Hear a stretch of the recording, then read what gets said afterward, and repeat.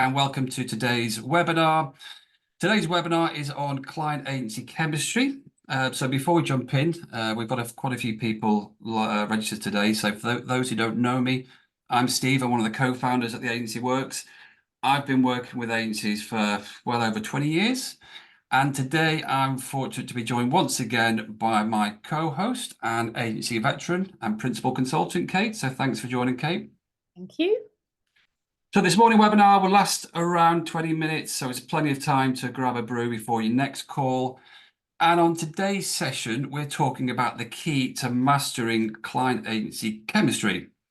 So whether you are a seasoned client services pro or just starting out in kind of agency land, today what we cover may seem pretty obvious or overly simplistic, but from the research that we've seen and we'll share with you, a lot of agencies aren't always on top of this, and that has a massive impact on agency client chemistry.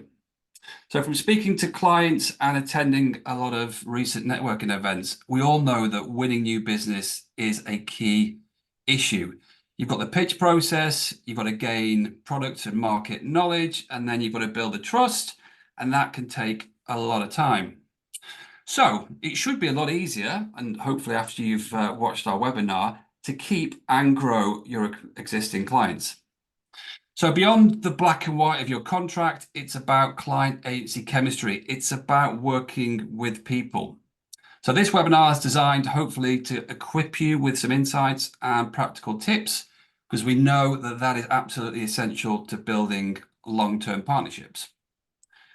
So across any business, whether that be our business, whether it be agencies, clients want to feel valued and important. They're kind of a big deal. As in, no clients, no work, no income. So to keep them happy, you have to meet their wants, their needs and expectations, which you think would be fairly obvious and easy, but according to the recent What Clients Think report, which was written by the guys at Up to the Light in association with the guys at the DBA, they found that only 8% of clients think their agency regularly exceeds their expectations. So obviously it's not easy, and it's something that agencies obviously aren't doing that well. So let's have a look at where it all goes wrong. It's a frightening statistic, that is, Isn't it? So one of the things that can often start eroding trust are slow response times. So this could be responding slowly to emails or providing your client updates. And it could even be things like asking for more time to complete tasks. So these were cited in the report as evidence that the agencies kind of appear overstretched or under-resourced. Yeah, then the classic, jobs going over budget or time. This can have a massive impact on the chemistry. You've got clients seeing this as a breach of trust or a failure to deliver on promises. You've also got to remember that clients invest a lot of their time and money and resources into the project. So when there are delays or cost overruns, that can make clients frustrated. Then you've got the financial impact. So clients can face additional costs beyond what was agreed, and this can have an impact on also your profitability as an agency. And ultimately, if this is repeated, it can have negative impacts on relations, with communications breaking down, collaboration becoming more challenging. And if the client needs to ask for more budget internally, this is a massive kind of egg on your face moment for your clients. And a common one is just errors or lack of quality control and attention to detail. And if this happens, it means that your client is going to lose trust in your capabilities very quickly.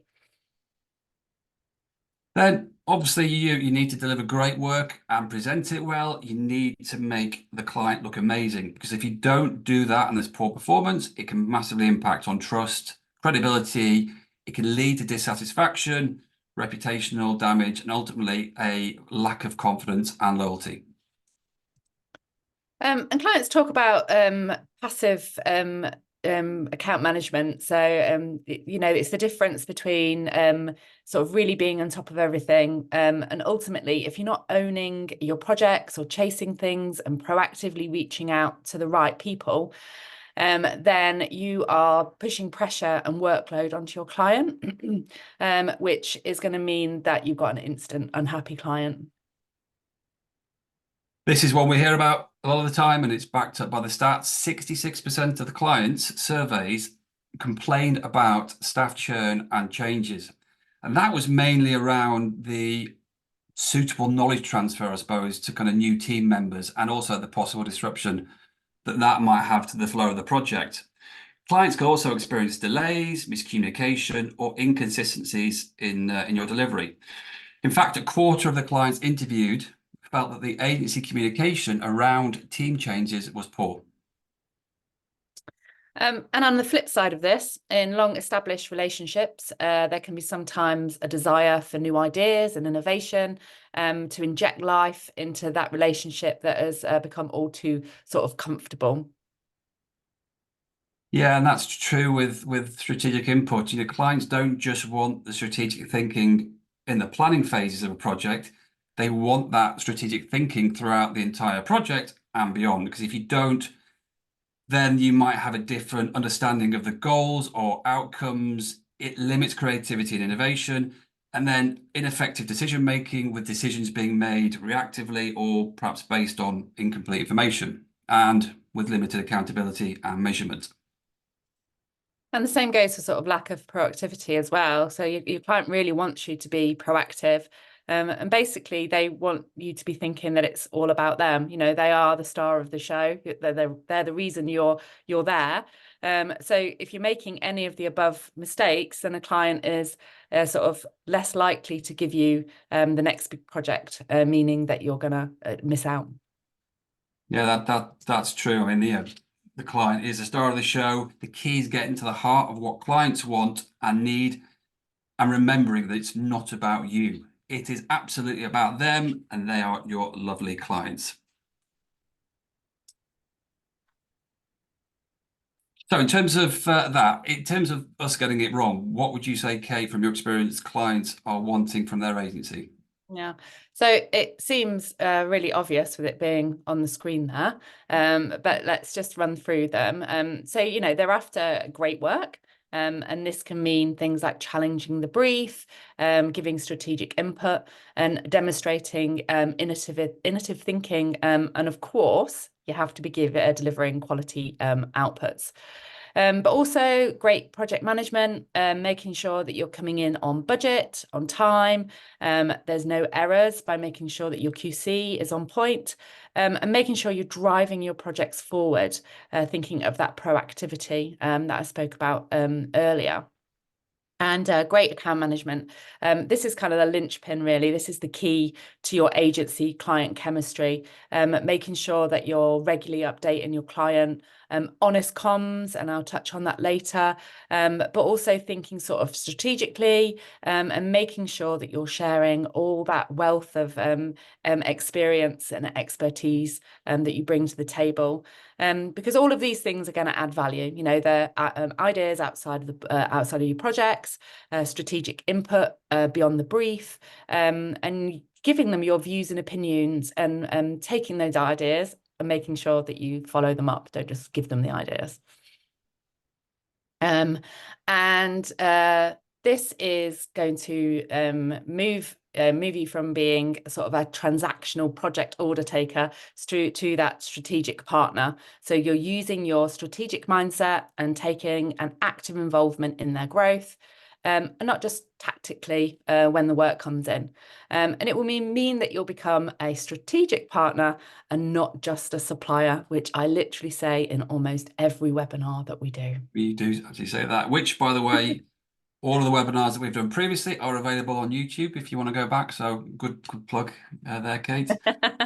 So what do we need to know? So we need to get to the heart of what clients want and need. And to do this, we need a better understanding of a number of different things. So first of all, client role, what are the jobs do they need to complete? What are their KPIs, their business goals? Who are their stakeholders? Likewise, do you know who you're working with? Do you understand their disc profile, what their personal goals are, how they like to work with agency partners? Away from that, obviously, pretty obvious, we need to understand the business, and that could be the industry landscape, it could be the target audience, it could be brand identity values, and obviously the market that the client works in. 29% of the clients that were surveyed believe that their agency should know more about their brand and market. So, what are the market trends? Are there concerns within the market? Do you know all the general regulatory environment? And also have a look at the competitors. What are they doing? What's working for them? Can you identify where there are opportunities to compete or win? And finally, growth plans. You need to ask your clients what they want to achieve. So if you know your clients' short-term and long-term business goals, that will enable you to support their efforts and their priorities. So whether that goal is to increase market share or launch a new product or improve brand perception, your agency can then tailor its strategies and tactics to support these objectives. So, how do we go about building that trust in a relationship with the client? So the first one that we've got on screen there is sort of your listening. So proactive listening and taking an interest in what your client is telling you, and be curious, ask questions. And in our project management webinar, another plug there, we mentioned always to ask 5 times, and this can be a really useful rule to live by. And a tool to enable you to sort of dig deeper and get a true understanding of what your client wants. Yeah, we've also got about sharing insights. Can you demonstrate your expertise? Going back to what Kate mentioned previously, we need to become a trusted advisor. So we need to be offering valuable insights into market trends, consumer behavior. This also helps with kind of transparency, which we know is the key to building trust in any relationship. And the good old estimating versus quoting point. But it's really a valid one, making sure that you're estimating accurately for the resources required, despite the commercial value of the project. If you do this, it will mean that your timeframes are accurate, and ultimately it will mean that you're going to deliver your projects on time. Yeah, it's an important one. Then, open account management. This is essential. You need to manage expectations. It's around problem solving, and you need to demonstrate respect and integrity. And here's another stat for you, Kate. This is obviously a bit of an issue because 48% of the clients believe that their agency's account management is far too transactional, which is fairly high. Yeah, almost half. Almost half, some would say. And attention to detail. So making sure your quality control is up to scratch and avoiding those errors we mentioned in the what goes wrong section. I did mention at the very start that a lot of this might be kind of fairly obvious and simplistic, but it is obviously kind of issues with clients. But yeah, regular updates. We need to prioritize regular communications and updates with the clients, because if we don't, then obviously that's where relationships can fall down. And this is a little bit of a harder one, actually. So learning how to say no when you need to, because if you're saying yes to your clients, or just in the spirit of helpfulness, you could be causing a sort of problems and unnecessary strains on your relationship if things sort of do go wrong. So it's better to sort of say, no, that's not our main skill set, but we know a company that can help you. And if you do this, ultimately, your client is going to know that you've got their best interests at heart. So, that's going to build a level of trust. Finally, proactivity. So I think you'll all know it's not unusual for that kind of level of proactivity that existed at the start of the relationship to drop off. So we need to consider, have interest levels faded? So we should have a much more proactive approach to pretty much all the points that we've mentioned previously. So whether that's client management, initiating communications, or just by simply offering new ideas. Yeah. And to that end, how do we go about, or how do we recommend, Kate, that people go about nailing their comms? Well, there's a few sort of top tips there on the post-it notes. And one of them is sort of having regular meetings, and that's an obvious one, right? And if you're making sure that they're in your diary, then that's an easy win. But with the fallout from COVID, the What Clients Think report actually highlighted that 36% of clients felt that they had video calls fatigue, which sometimes I think we all feel that a little bit sometimes, don't we? So reducing the need for these calls by making sure that you have all the information you need, ensuring it's concise, will mean that you won't need to have a follow-up meeting just kind of for the sake of it. So we've all seen that meme sort of fly around LinkedIn and stuff saying, this could have been an email, and that I think that's very pertinent.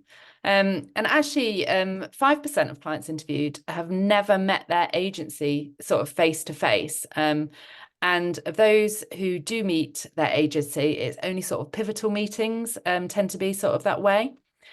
So maybe try and encourage a monthly face-to-face meeting, either at the agency or the client's offices. That will help build relationships. I think I know from experience that if I've met my clients, and that relationship tends to be a little bit easier because you put a face to a name. Obviously, I have a great relationship with all my clients, Steve. Absolutely, yeah. But it can make it easier Caveat. if you have actually met them. And sort of at the very least, ensure you're having sort of quarterly business reviews. And why not buck the trend of 83%, another stat for you, of meetings taking place at the client's offices, and invite them to your trendy agency offices instead. And lastly, I just wanted to mention about sort of sending out surveys, which I know some agencies do, but perhaps aim to send them biannually. And if you're struggling for questions, think of asking the 3 Ps, which are perception, performance, and progress. So asking the perception of your agency, how your campaigns have performed, and how they would like to see your relationship sort of grow in the future. So it's obvious, really. A positive perception builds trust and confidence. High performance reinforces credibility and satisfaction.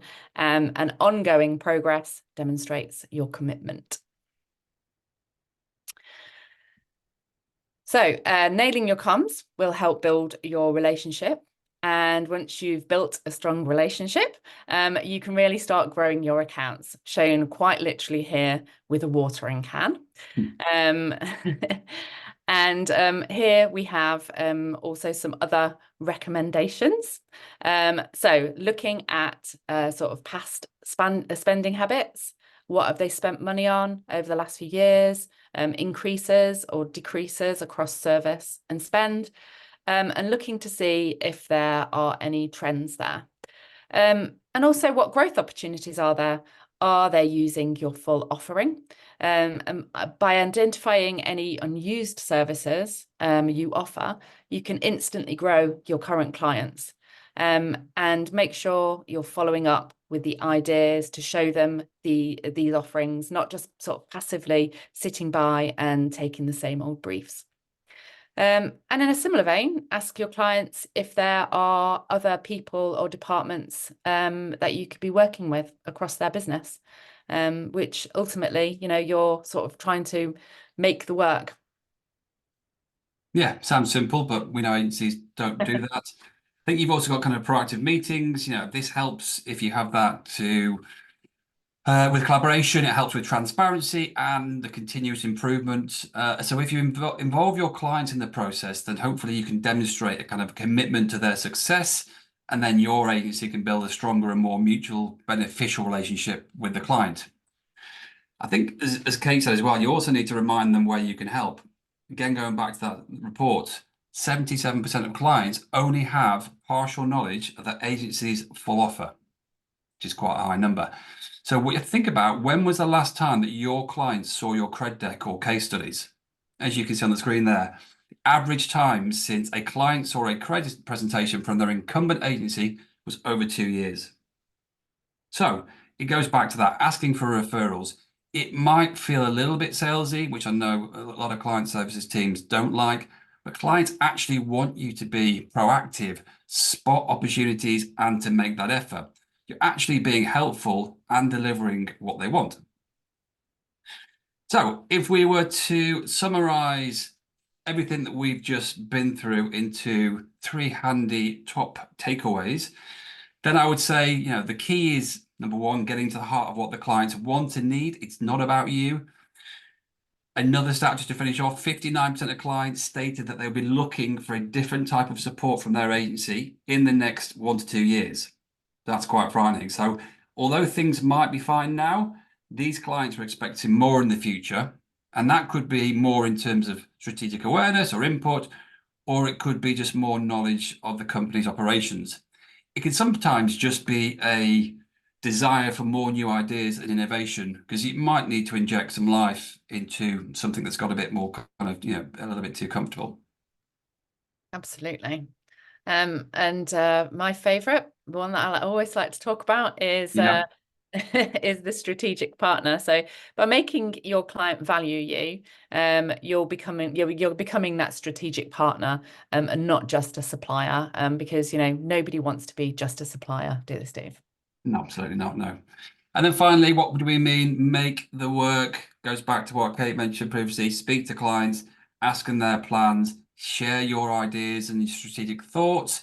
Ask them who else you could be helping in the organization. And finally, if you are delivering great work, then ask for referrals. Of course, you're making great work. Absolutely. Yeah. So that brings us, I say, 20 odd minutes to the end of today's webinar. As I said at the very top, this all might seem pretty simplistic and obvious, but as we've seen in the stats, agencies aren't doing this and it will have an impact on your relationship. So hopefully there's been some useful tips for you there. So we'll end that. If you did want anything else or you did want to speak to us, then obviously you have our details. Do drop us a line or connect to us within LinkedIn. Our next in the series of Agency Masters is on tracking the right stuff for the great stuff, which actually is all around agency reporting and business intelligence. We'll be pinging out details of that later on, along with a copy of this recording. If you were interested in some of the other stuff that we've done, whether it be the Agency Masters or perhaps the popular A Game series that Jay runs, do head across to the YouTube channel and you can access all the content there. But thanks once again, Kate, for joining me, and I hope everybody has a great day. Thanks, guys. Bye.